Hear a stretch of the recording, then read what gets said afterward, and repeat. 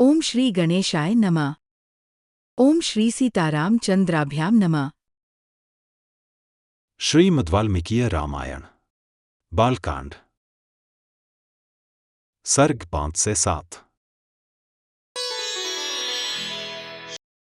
आज की इस बेहद खास और काफी गहन विश्लेषण में बहुत बहुत स्वागत है। जी धन्यवाद।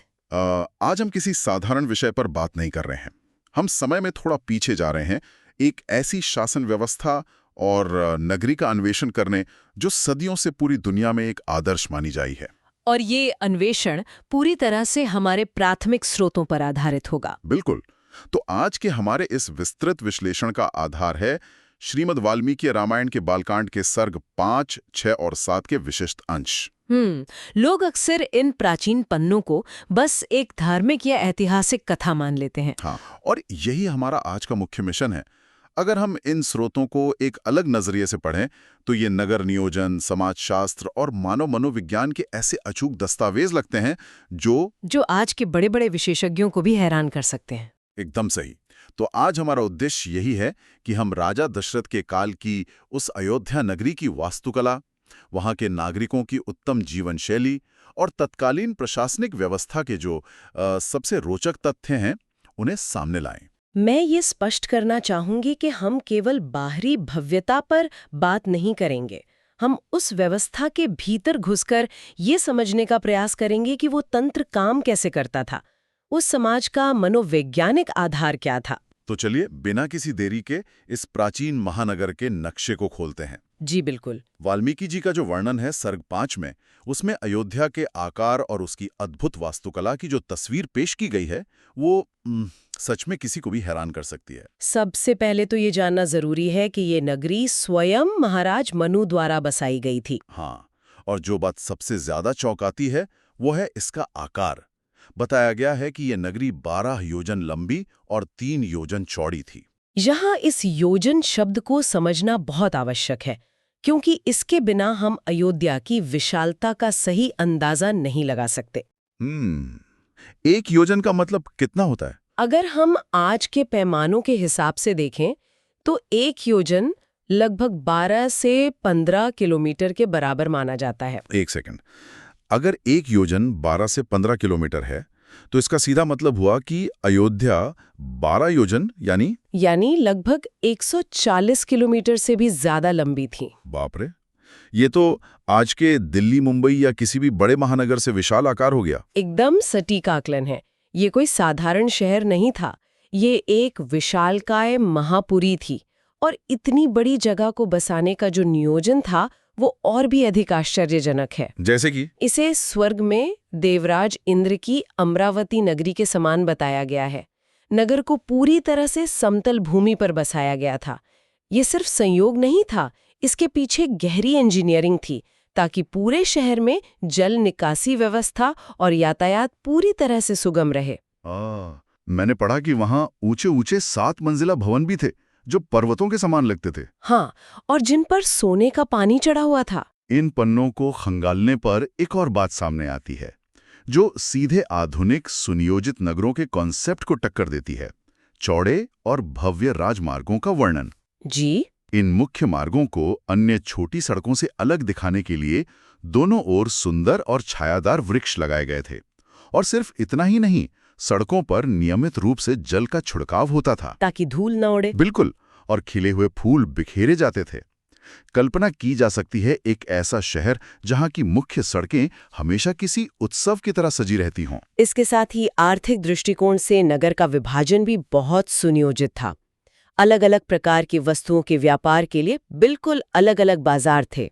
ये तो बहुत ही सुव्यवस्थित अर्थव्यवस्था का संकेत है। हाँ, जब बाजार अलग अलग होते हैं तो आपूर्ति श्रृंखला को प्रबंधित करना बहुत आसान हो जाता है। और यहाँ एक ऐसा तथ्य सामने आता है जिसने मुझे व्यक्तिगत रूप से बहुत प्रभावित किया। नाटक मंडलियों वाला वर्णन। जी बिल्कुल।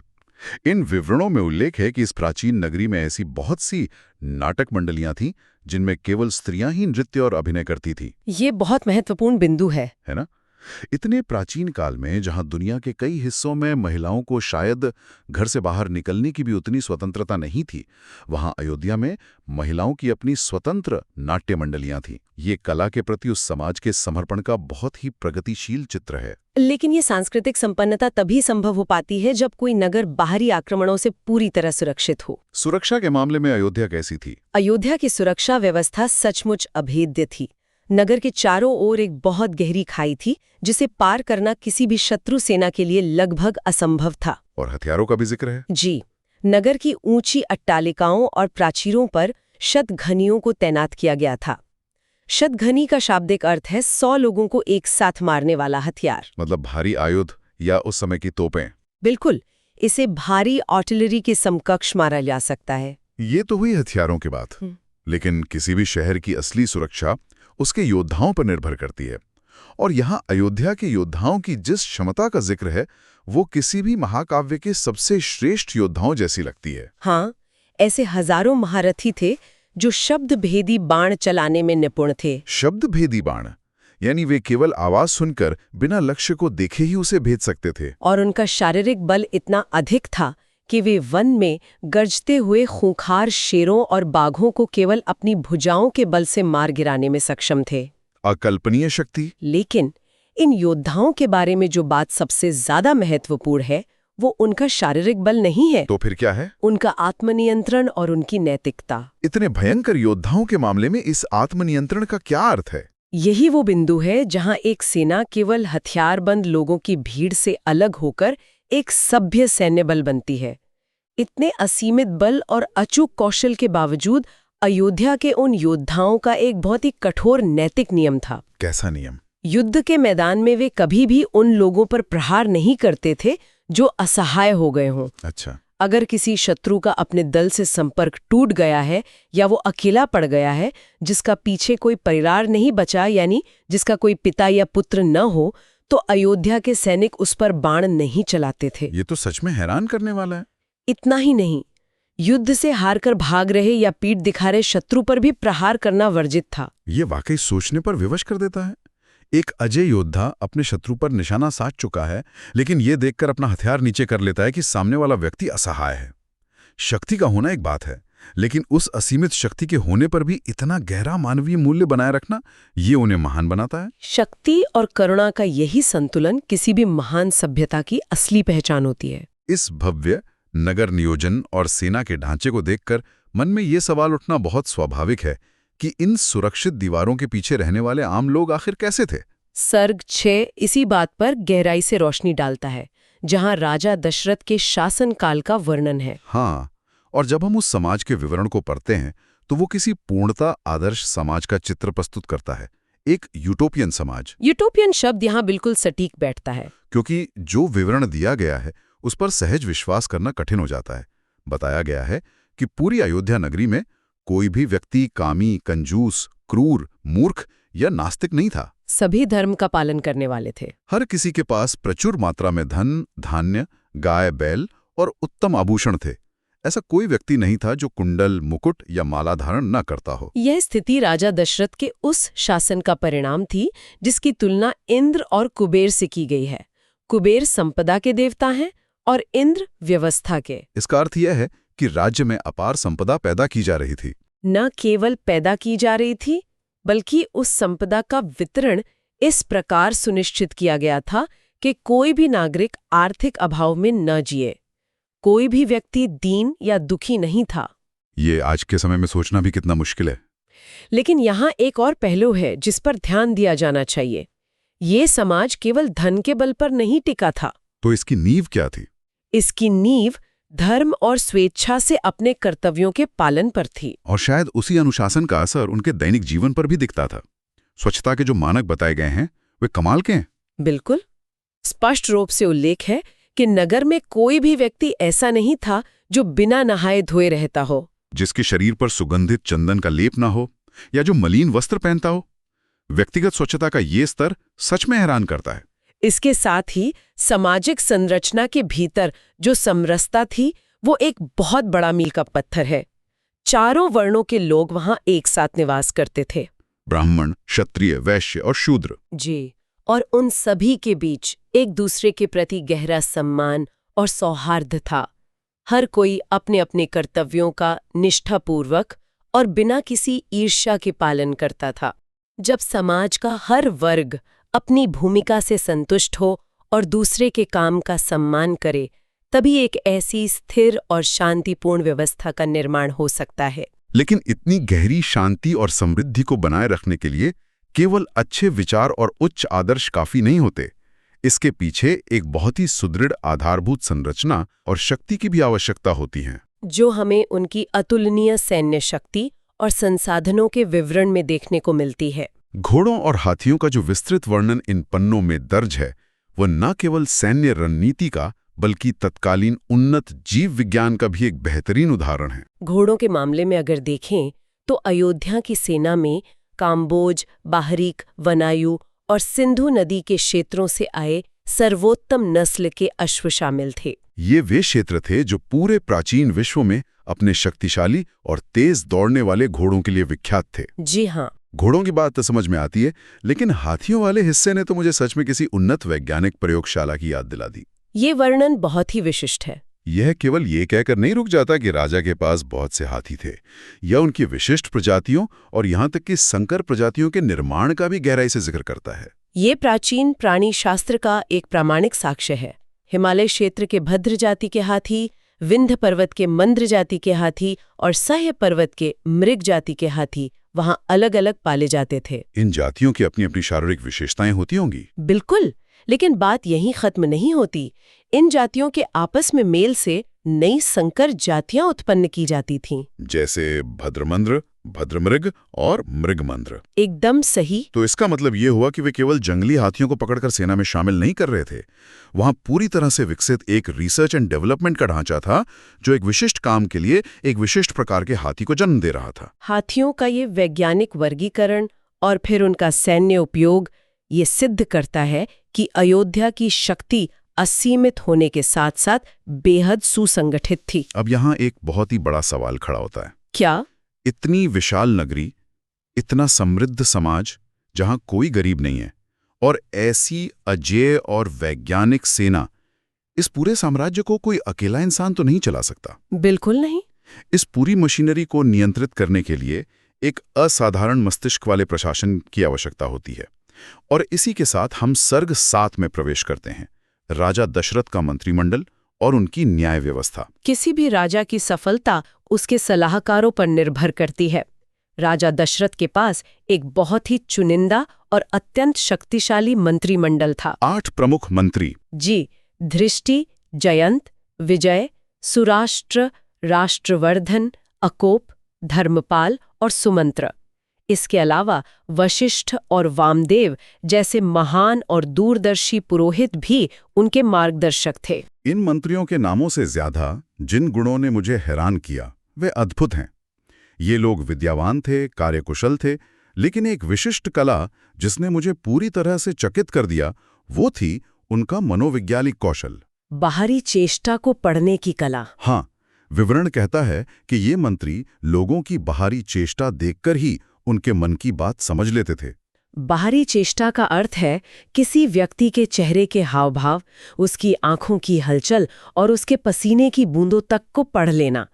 आधुनिक खुफिया एजेंसियां इसी तरह के विश्लेषण का इस्तेमाल करती हैं। सोचिए, एक ऐसा मंत्रिमंडल जिसके सामने अगर कोई भ्रष्ट अधिकारी या अपराधी खड़ा हो, तो वो मंत्री उसके माथे की सिकुड़न देखकर ही उसके छिपे हुए इरादों को भांप लेता था। ऐसे लोगों से कुछ भी छिपाना लगभग असंभव है। और अगर वे सच को इतनी आसानी से पकड़ लेते थे, तो इसका सीधा असर उनकी न्याय व्यवस्था पर पड़ता होगा। देने में नहीं हिचकिचाते थे। ये सुनकर रोंगटे खड़े हो जाते हैं।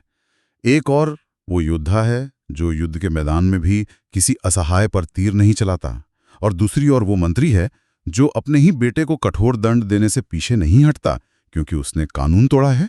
खून का रिश्ता भी जहां न्याय के तराजू को न झुका सके, वही राज्य सही मायनों में अजेय होता है। इसी पारदर्शी न्याय ने नागरिकों के मन में व्यवस्था के प्रति असीम भरोसा पैदा किया था। और अर्थशास्त्र के मामले में? अर्थशास्त्र और कूटनीति में भी ये मंत्री बहुत पारंगत थे। राजकोष को भरने के लिए कर वसूलना आवश्यक है, लेकिन उनकी नीतियां ऐसी थीं जहां ब्राह्मणों और क्षत्रियों को आर्थिक कष्ट पहुंचाए बिना न्यायोचित ढंग से ही धन इकट्ठा किया जाता था। विदेश नीति भी बहुत स्पष्ट थी। यदि किसी पड़ोसी राज्य ने कोई अपराध नहीं किया है तो वे आकारण उस पर हिंसक प्रहार नहीं करते थे। लेकिन इसका अर्थ ये नहीं था कि वे राज्य की सुरक्षा को लेकर अपनी आंखें बंद रखते थे। यहीं पर राजा दशरथ का गुप्तचर तंत्र सामने आता है। ये गुप्तचर तंत्र वाला हिस्सा इस पूरी कहानी में एक बहुत बड़ा ट्विस्ट लेकर आता है। जी हाँ, राजा और उनके मंत्रियों को अपने ही राज्य के भीतर और शत्रु राजाओं की हर एक गतिविधि की पल पल की खबर रहती थी। उनके गुप्तचर हर जगह मौजूद थे। दूसरे राजा अपनी सभाओं में क्या कर रहे हैं, उनका खजाना कितना है, ये सब गुप्तचरों के माध्यम से अयोध्या के मंत्रिमंडल को पहले ही पता चल जाता था।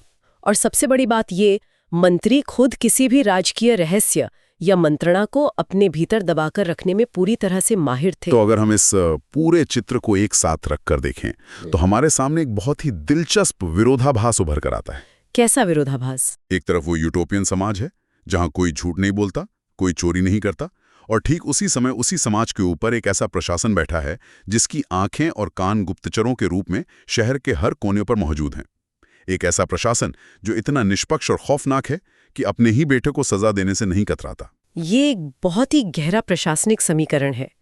अयोध्या की महानता केवल उसकी इमारतों या राजमार्गों में नहीं थी, उसकी असली महानता नागरिकों के उच्च चरित्र, योद्धाओं की गहरी नैतिकता, मंत्रियों की निष्पक्ष कार्यप्रणाली और उस उन्नत ज्ञान में थी जिससे वे समाज का संचालन कर रहे थे। ये पूरी चर्चा इस बात को साफ कर देती है कि आज से हजारों साल पहले की ये शासन व्यवस्था और न्याय प्रणाली आज के इस आधुनिक समय में भी गहराई से अध्ययन करने योग्य है। सुशासन के जो मानक यहाँ मौजूद हैं, वे आज के योजनाकारों के लिए एक मास्टर क्लास के समान हैं। जी बिल्कुल। जब हम इन प्राचीन विवरणों को एक प्रशासनिक केस स्टडी की तरह देखते हैं तो हमें राजनीति और समाजशास्त्र के कई ऐसे अनसुलझे सवालों के जवाब मिलने लगते हैं जो आज की दुनिया के लिए भी एक चुनौती बने हुए हैं। तो आज के इस विस्तृत और रोमांचक विश्लेषण को समेटते हुए इसी चर्चा में से निकला एक बहुत ही गहरा और उत्तेजक प्रश्न छोड़ने का समय आ गया है। जी बिल्कुल। स्रोतों में एक ओर यह स्पष्ट रूप से बताया गया है कि अयोध्या का समाज पूरी तरह से अपराध मुक्त, सत्यवादी और सदाचारी था, लेकिन दूसरी ओर यह भी विस्तार से जिक्र है कि राज्य का गुप्तचर तंत्र इतना मजबूत और सर्वव्यापी था कि मंत्रियों से एक छोटी सी बात भी छिपी नहीं रह सकती थी। और दंड नीति भी अत्यंत कठोर थी। हाँ, तो श्रोताओं के लिए सोचने वाली बात है कि क्या अयोध्या की वो अकल्पनीय शांति, वो अपराध मुक्त माहौल केवल नागरिकों की जन्मजात नैतिकता और स्वाभाविक अच्छे चरित्र का ही परिणाम था, या फिर वो मंत्रियों की उस अचूक सर्वव्यापी गुप्तचर व्यवस्था और अत्यंत निष्पक्ष दंड नीति का मनोवैज्ञानिक असर था, जिसके डर से कोई व्यक्ति अपराध करने के बारे में सपने में भी नहीं सोच सकता था। यह वास्तव में मानव स्वभाव और प्रशासनिक नियंत्रण के बीच के संतुलन का एक बहुत ही जटिल पहलू है। एक आदर्श समाज की स्थापना में मनुष्य की स्वाभाविक अच्छाई का योगदान ज्यादा होता है या एक कठोर और पारदर्शी प्रशासन के डर का? इसी विचारोत्तेजक प्रश्न के साथ हम आज के इस गहन विश्लेषण को यहीं विराम देते हैं। ज्ञान और अन्वेषण की इस अद्भुत यात्रा में शामिल होने के लिए बहुत बहुत धन्यवाद। मिलते हैं अगली बार कुछ और नए, अनछुए और अचंभित कर देने वाले तथ्यों के साथ। Presented by Dr. T.K. Bansal, a blind scientist.